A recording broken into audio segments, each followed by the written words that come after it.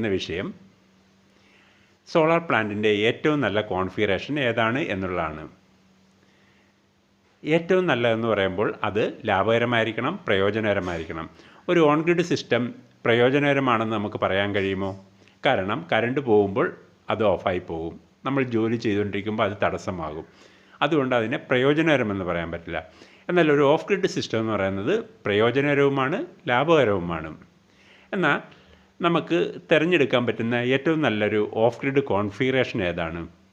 ഒരു 6 kilo watt inverter, 2 kilo watt solar panel, അതുപോലെ 80AH72 volt lithium battery, ഇങ്ങനെയുള്ളൊരു കോൺഫിഗറേഷനാണ് കൂടുതൽ ചിന്തിച്ച് ആലോചിച്ച് എടുക്കുന്ന ആളുകൾ ഉപയോഗിക്കുന്നത്.